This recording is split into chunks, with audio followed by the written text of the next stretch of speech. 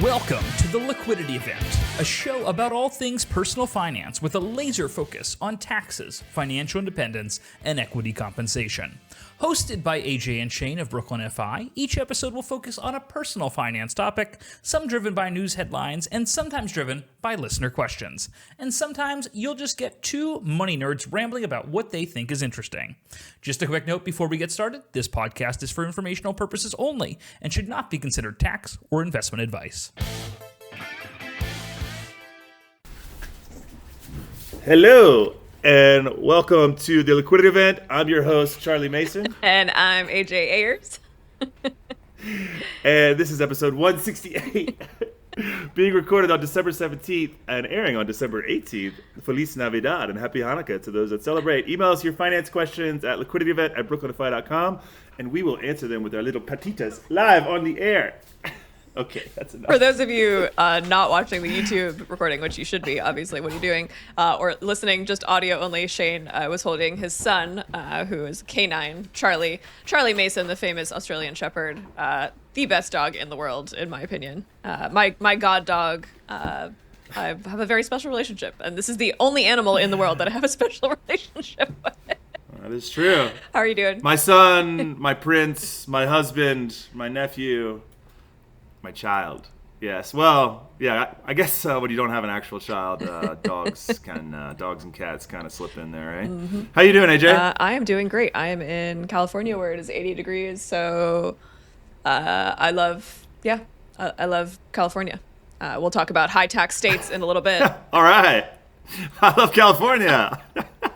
You know, California girl, born and raised. I love coming back here. But yes, we're going to talk about moving to shitty places in a bit. And I love California. Love paying high taxes because it is the most beautiful state in the nation.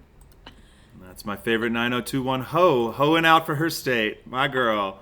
Yeah, you didn't see that one coming, did you? I did not. Off the dome. However, I can do you one better. There was I did grow up in 90210, and instead of being a 90210, there was a fantastic Vietnamese restaurant that opened when I was in high school called 9021 Pho. Oh, yes. Excellent. Love a punned out restaurant. They deserve way more business than they get. Yeah, cool. Great. That's Murray behind you, right? I always forget. Yes, this is a portrait in my office of my late grandfather who passed away just this year at the ripe age of 101 years old. So I love the portrait, and the blue color scheme happens to work fantastic in my office, but I also love honoring my grandfather.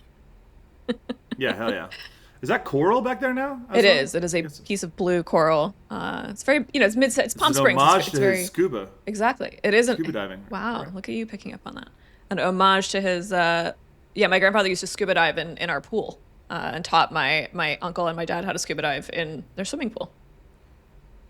Well, I was able to make it about me because I love to scuba dive. So Murray and I shared our adventures. One of the saddest things about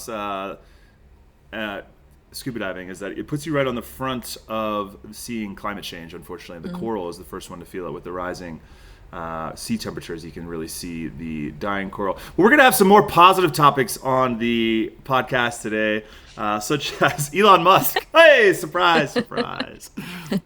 No, we're gonna dig into that. SpaceX is eyeing a potential IPO for 2026. We're going to talk about, like AJ just said, New Yorkers trying to leave the state of New York. We're going to talk about some high tax residency states, moving to California, moving to Texas, etc. I think we could do the whole podcast on that topic today. I actually started there when I was doing my research, and that's what took me about 45 minutes, and the rest of the articles I spent about 6 minutes on. So just bear that in mind when you hear my commentary. Yes, I noticed I was tagged in a LinkedIn post 30 minutes prior to the podcast. So no, that was 90. Hard to escape. That was 90 the minutes. Ever tagging AJ. For the record, that was 90 minutes before the podcast. I have been up since 4 the email came in 30 minutes prior. Sure. Oh, you had a delay send on the LinkedIn post? Sure. I see what you're up to over there. Also, we're going to be covering OpenAI and NVIDIA's circular deals with a $1 trillion AI market and the web of circular deals. And we have an article from Bloomberg that has a beautiful graphic on how Microsoft, CoreWeave, Intel, AMD, XAI, et cetera, are all intermingled, and how this could lead to a disastrous outcome if everything falls apart. And finally, we have one of the most intellectual Wall Street Journal opinion pieces I've ever seen. Your face. I'm so sorry for putting this in here, AJ. I will explain a little bit of behind the scenes to our audience today on how we pick articles, because I think the majority of our listeners are financial advisors at this point, and they are probably curious about how we pick articles. So why don't we start off with that one, actually. Just some background on how AJ and I work the podcast is throughout the week, we will read the news, just like every, I don't know, what kind of intelligent, I can't speak this morning. I'm so distracted. If you want to be informed, you probably, skim some headlines from New York Times, Wall Street Journal, Bloomberg. LA Times is a personal favorite of mine. My dad often so we sends have me a LA Slack. Times. And it's not just us, right? It's all our whole team. We have a Slack channel, and people will drop articles in. And so sometimes things will pop up here. We're like, what? Who put this in here? It's like, Ed, what are you up to again? Ed, stop posting articles about the Phillies or whatever. Ooh, I would read about the Phillies.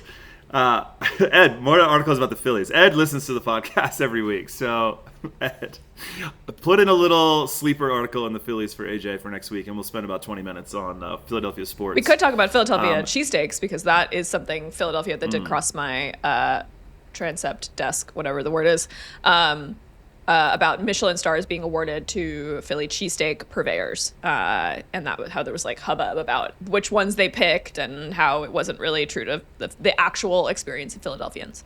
Anyway, that was a bit of a segue. So anyway, back to you, Shane. How do we pick articles? No, yeah, I mean, unless you just give it to like the shittiest shop that's been slinging the same cheesesteak for 40 years on the south side. Anyway, oh, they did? I'm not informed enough about this matter to speak on it, so perhaps we should have Ed on to speak on this. Ed and John, perhaps. We'll do a Philly cheesesteak episode. It would probably be our best episode of 2025, honestly, Want to in hear terms of numbers. Dirty secret? Yeah. I've never had a Philly cheesesteak. Moving on, I don't know how this partnership sustains itself. Have you really never had it? Well, in my defense, the 3 times I've been to Philadelphia were when I was in high school, when I was a vegetarian. So I had opportunities to eat Philly cheesesteaks, and I did not. And my husband is basically a vegetarian, so I really just haven't had opportunities to eat Philly cheesesteaks. Why don't you go to Bradley Cooper's place by Tompkins? Okay. I mean, I'm not opposed to it. I mean, I love cheeseburgers. I love meat and cheese. I'm not anti-Philly cheesesteak. It just hasn't happened yet. You know? Nestled between the vegan burger place, Superiority Burger, and 70 college-aged bars on St. Mark's, you'll find Bradley Cooper's cheesesteak. Oh, I've been to Superiority Burger a few times. Surprise, surprise. Surprise. Okay, we're 8 minutes in. Overpriced. What are you doing? Why are you letting us shit. on all these tangents? I don't think people want to hear us talk about the news. I think they want to hear about your cheesesteak. Or lack thereof, apparently. Especially in mid-December. They're not like itching to hear about the Starlink IPO in 2020. I mean, late well, 2020. we do have a tender offer, so I do want to make sure we talk about that. But I hear you. Of course, we'll get into all of it. Wait, yeah. sorry. One more personal tangent. Speaking of Philly cheesesteaks, very exciting personal news that I have not shared.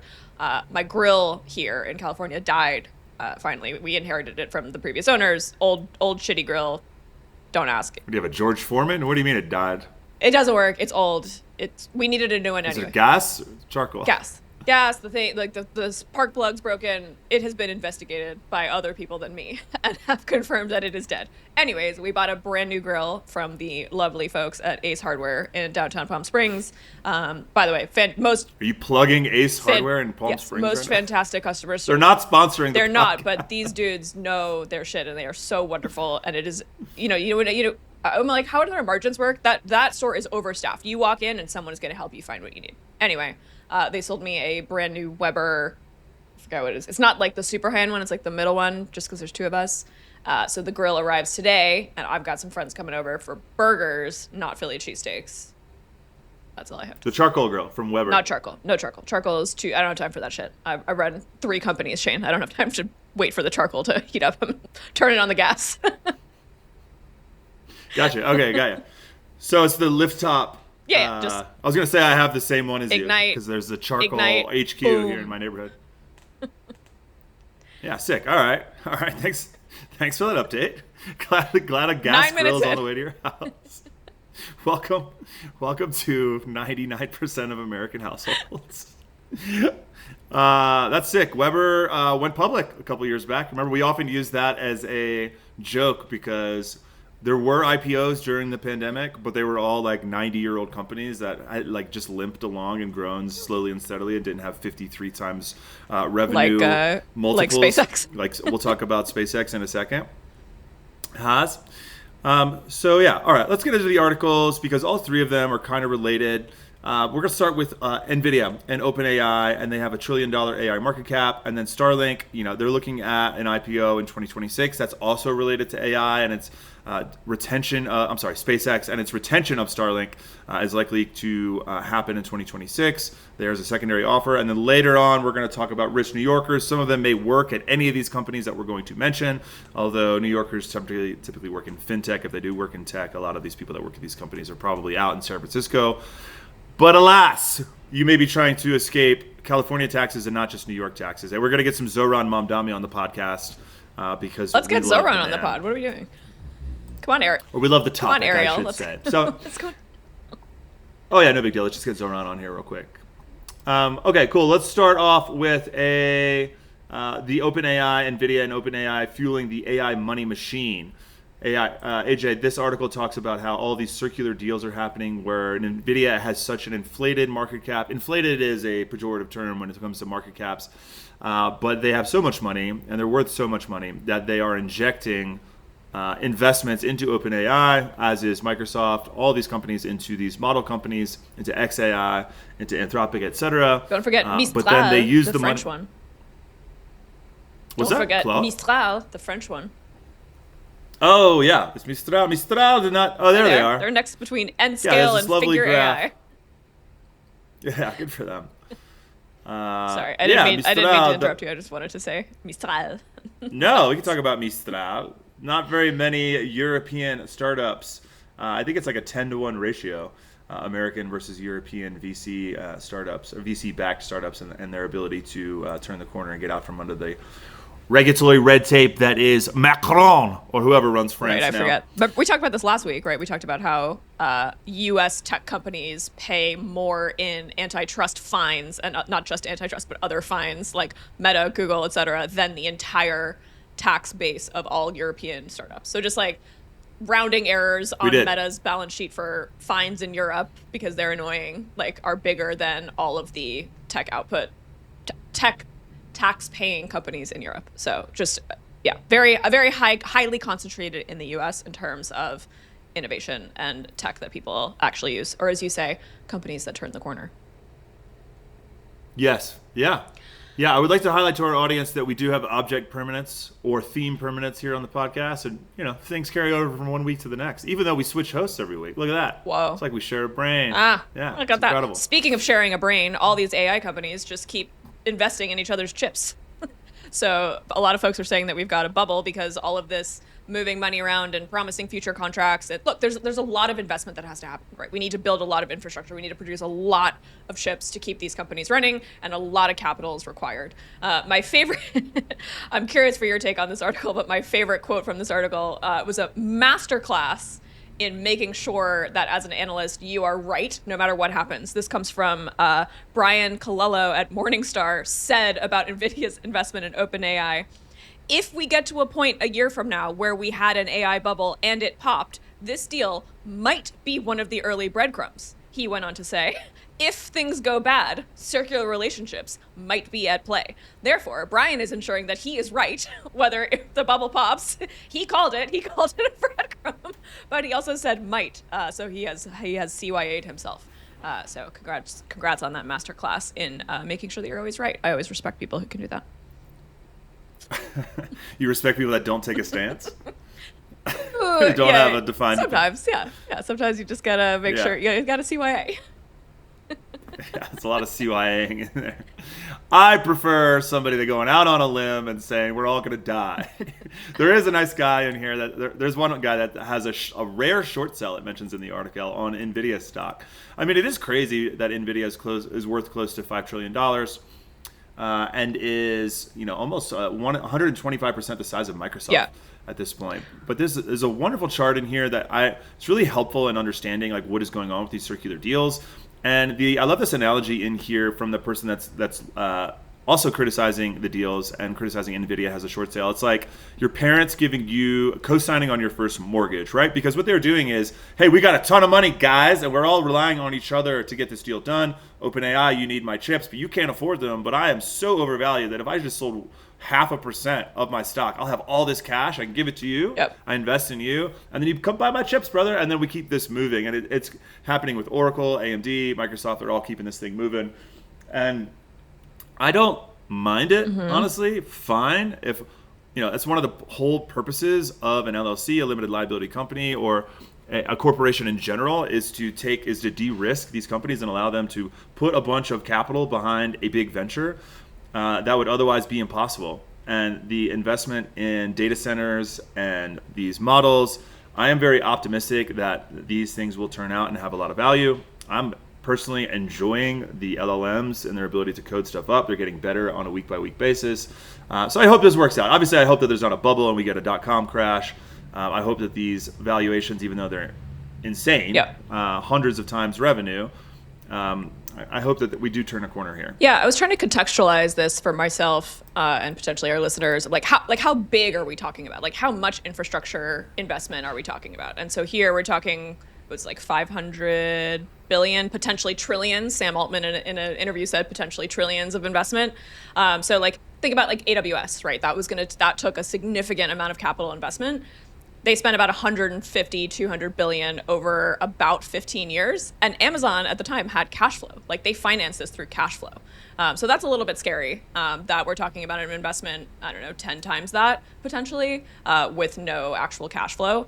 Another comparison that came up for me was not necessarily .com, not like, we always talk about like pets.com and how like, all this money flowed in and it was a bubble, but like telecom, right? Remember there was like in the early like mid 90s, early 2000s, like laying all this cable. That was like a huge global push to invest in all these networks, and a lot of these companies just completely went bust. And that's kind of my fear when you look at this beautiful chart, which we'll show on the screen. I just slacked it to Ariel. You guys get a real behind the scenes look today. When you look at that chart, if one of those companies goes bust, the whole thing kind of collapses. So it works in great times, like if they can pull this off. And I agree with you, Shane. I do think they are going to pull this off. I think this is necessary tech that's going to propel us into the future.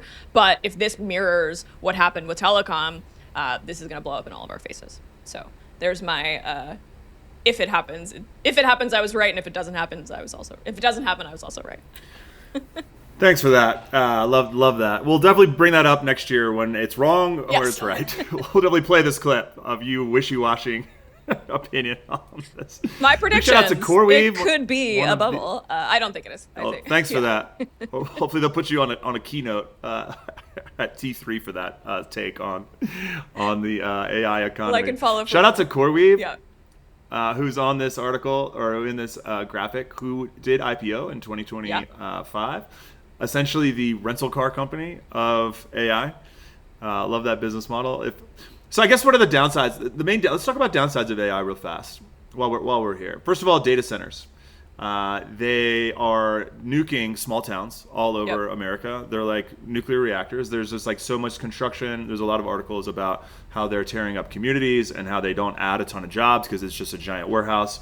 Really, jobs is the second downside of this, right? Because how many jobs are we creating with AI? Why are these companies worth so much? Is it because they're adding so much value, so much revenue, or is it because they are reducing expenses, the major expense being wages? Yep. Right? So, with LLMs, with its ability to create, in the software engineering space, I was listening to Hard Fork. Any listeners that want to stay on top of AI, and want to get like a real podcast focus on the tech element of it. Two of the hosts two men are dating people that work at Anthropic and OpenAI, I believe, and they're just all they talk about is it's a really great podcast.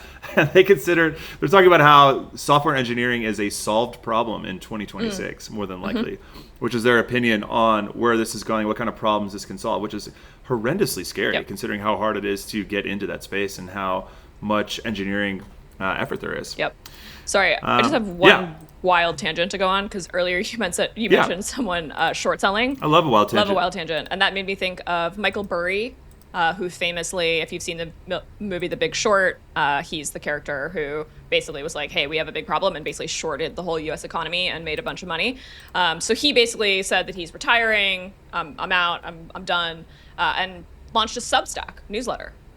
This was back in November, and so, just for those of you who don't know, is that retirement? What's that?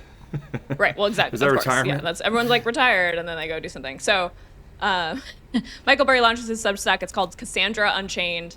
It costs Substack. You can have a free newsletter, or you can charge. And his newsletter costs $39 per month. So anyone could subscribe for $40 a month. You can get his insights. And here's an article from Yahoo Finance on November 24th. 2025, and it says he has 21,000 subscribers. So on November 24th, 2025, Michael Burry was making $819,000 a month just from his Substack. Shane, how many subscribers do you think Michael Burry has as of this morning when I just checked?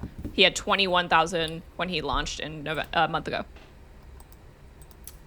Is this like a Goldman Sachs interview question? I have no idea. No, just a straw man. He has 162,000 subscribers. So Michael Burry is now making $6.3 million just from his Substack. So that's pretty cool. Per month or per year? I wasn't doing the math. Per month. 6 million a month? 6 million a month. Yeah, $39 a month, 39 times 162,000 subscribers, $6.3 million per month. Yeah. Super retired. So that's cool. That's good for Substack, though. I mean, Substack could go public on that alone, based on today's market. Thanks for the Substack tangent. Dear listeners, AJ has a Substack, so go follow AJ's Substack. Anyway, SpaceX IPO, we're eyeing that for 20... Why are we... I just plugged it. Again, I have plugged the Substack more than you have, for the record. So I'm also a paying member of the Substack community. I like to tee you up sometimes. All right. You're teeing yourself up for the record. I'm teeing myself up. Speaking of teeing myself up, one thing I do want to mention is that SpaceX... Oh, wait, sorry. We're still talking about NVIDIA. Sorry. I didn't mean to...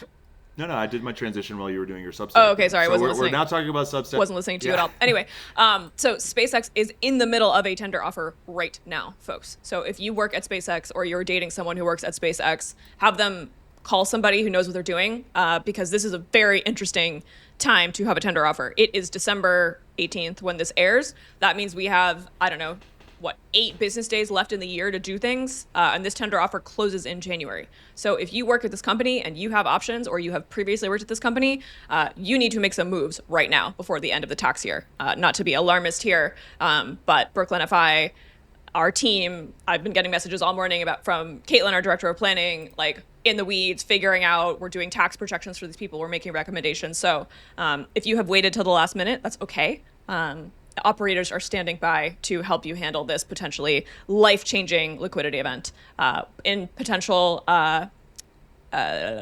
anticipation of a potential IPO in 2026. So if you exercise today on December 18th and you wait a year, you could potentially have long-term capital gains if you sell your stock in 2026. Whoa, that's crazy. That's all I wanted to say about that. Especially that's 4 minutes later. That is the content that we need for this podcast. That's what actually people care about. So thank you for that. Especially, do you know how much what's the highest percentage that people can sell in this tender offer? I just was looking at it. I want to say 15%. It's either 15 or 20. And it's the stock that has vested as of December 15th. Yeah. So considering we're trading at a 53 times revenue multiple during this secondary offer, we should probably sell 15% of our shares. Yeah, I think we should probably go ahead and do this. If you hold 100 shares of Starlink, then you can sell 15. If you hold 200, then it's 30, etc. So If you're not exercising your ISOs, it might be the time now, although we like to do that in January. No, because we won't have the ability to disqualify them. That is true. Until... I could argue both sides, honestly. I could argue both cases for exercising now, potentially because we have tax diversity over 2 years. So if I were looking at someone's plan, I would look at everything that we have, and I would potentially do some. Although, sorry, I'm gonna eat my shoe because I just realized something as I was talking. I made an error, which is that if you do participate in this tender, the transaction is actually supposed to close in January. So the sale will happen in January, but we could do some exercising now outside of the tender offer in this tax year of 2025. Just wanted to point that out. Yeah, we should, of course, at least exercise up to our AMT budget, Correct. Right? Like get some ISOs exercise if we have those. If you've got ISOs at Starlink, call me. At SpaceX, I love you. Call me. I will do wonderful things for you. Keep it PG. All right. One last thing I'll say about the AGI limits. Anyway. Yeah. One last thing about SpaceX is they were going to spin Starlink off, and there's a lot of talk about Elon not shutting up about data centers in space, which I think is really fun to think about, considering that if we can launch all these NVIDIA GPUs or these Amazon They're Trainium chips up into space, which we didn't get to talk about gaming and how NVIDIA is totally abandoning gaming at this point and focusing entirely on AI. It's sad. It's a sad state of affairs. But I'll take it for a good LLM. Do you think people are going to get bored of video games soon? What? No. No. What do you mean? You know, video games are like 3 times the size of the movie industry. I know. But I just, like, at a certain point, aren't we just going to, like, run out of cool things to do in video games? Spoken like a true non-gamer. Jesus Christ. Oust yourself while you're out there. There's like 20 million active players of chess right now. That's People not a video love game. That's a game. Frivolity. Yeah, but it has a very low dopamine release as compared to, say, like a Call of Duty or what have you. We're not done gaming ever. I would argue that gaming, as jobs go away, will become our entire society. I'm sorry, I just got a live update from Caitlin, our director of financial planning. If you're a SpaceX employee, you may sell not 15, not 20%, but all of your holdings. You can sell up to 100% of your vested holdings. That's wild. So that's wild. Yeah, they must be totally oversubscribed, so they're allowing the they don't want to raise any new money. They need capital, so this is a way to do that. I think this is great for the general IPO market. So if SpaceX is sounding the horn, saying we're going public in the next 12 months, maybe others will be so daring.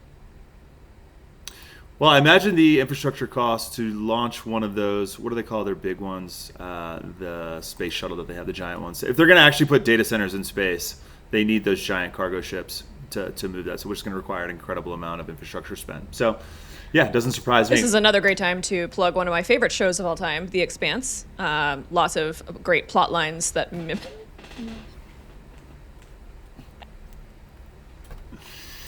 The fedora. You lost me with the fedora on the first week of The Expanse. I reminds me, I should pick that back up. I haven't watched a Netflix show besides the P. Diddy one. Yep. We have 2 minutes left to cover tax residency. Why don't we hold that for next week? Let's hold that for next week, because I think we should do the whole episode on that, actually. Yeah, it's a 15-minute article, and it's evergreen, essentially. So we'll do that next week. In the meantime, with the 2 minutes left, AJ, what do we want to talk about? I want to keep talking about the SpaceX tender offer. One more. Okay, keep moving. So one other thing I want to say. So yeah, if you are a SpaceX employee, you can sell up to 100%, but that doesn't guarantee that you will get to send up. Let me start that over. If you are a SpaceX employee, you can sell up to 100% of your holdings, but it is not guaranteed that you will be able to do that because they are only offering a certain number of shares. So basically, the way tender offers work, it's like, hey, who wants to sell? And they kind of like take a bunch of orders, and then they see how many orders they have, and then that determines how much everyone can sell. So they set the number of shares that they want to sell. So if you're a SpaceX employee, you can sell up to 100%. Whether you want to do that or not is a great question for you to ask of your financial advisor, who hopefully also is filing your tax return so they understand what is going on. And I cannot stress this enough, folks. We have an extremely unique opportunity across 2 tax years. There is so much amazing planning we can do with a tax projection with this awesome software that Shane and I built called Gemify. That's going to be a nice other plug for that. So we literally built a software tool that does this kind of analysis. Like, Shane, this is our moment. Like, we're this is why we built Gemify, right? Like, hey, we've got 2 tax years. What are we going to do? What should we exercise? Should we participate in the tender? I'm so excited. I had some iced coffee this morning. Minute 29, post Substack plug. We've got our multi-million-dollar investment Gemify plug. Snuck it in there. Let's play this episode in reverse. Yes, yeah, no, hell yeah. You're absolutely right. Gemify is going to have a big year in 2026. For people that are wondering what's going on with Gemify, we'll wrap up the episode with that. We have spent 6 months building the infrastructure, taking it from that was an excellent plug, by the way, AJ, or an excellent take on what we should be doing with SpaceX. So we're obviously you and I are spending a lot on infrastructure of Gemify. How many times more is NVIDIA spending on infrastructure to build out their infrastructure? I don't. Another Goldman Sachs question. I don't know. Sorry. I don't know. We'll save the Gemify conversation for next week. No. Tell me. Sorry, I interrupted you. We've spent 6 months building the infrastructure. Yeah. So 2026 is our year. I'll wrap it up with 2026 is going to be a big year. We've got some beta testers. We've got the scale built in. We have some final pushes to allow us to release it to the masses in 2026. Doing it over Christmas is probably not going to be the vibe. We'll probably do it in Q1 of 2026, along with SOC 2 compliance. So we're really excited about launching next year, as well as some incredible feature updates for our RSU holders and our equity compensation inventory, and a roadmap that will take multiple years to implement. So we're really stoked about it. A lot of stuff going on over here on the Liquidity Event today. This is a silly, fun, mid-December floating around tangential episode, AJ. This was silly. It was silly. I'm glad we got to silliness. I'm going to be honest, Shane. When you logged on this morning, I did not see silliness in your eyes, but we pulled the silliness out of you. So I'm going to call this a success. Yeah. No, I am living in a construction on a construction site right now, sleeping on the couch. I'm doing my dishes in the kitchens or in the bathroom sink. So it's hard to be silly when you're living in your mid-renovated house. So thank you for putting up with my dour mood at 9 a.m. on a Wednesday. We're pulling through we here. Got there. So yeah, it's a very behind the scenes episode this week. So I'll read us out. Thank you so much for listening. Email us your financial problems at liquidityevent@brooklynify.com, and we will play them on the air. And you, Stans, can leave us a review if you want to be weird about it. Mention tangential on the podcast, on your podcast review, and you will get a beta invitation to Gemify. Hey, Jay, I'll see you in the Gemify Pulse in 20 minutes. See you in 20. See you next week, folks. Bye-bye.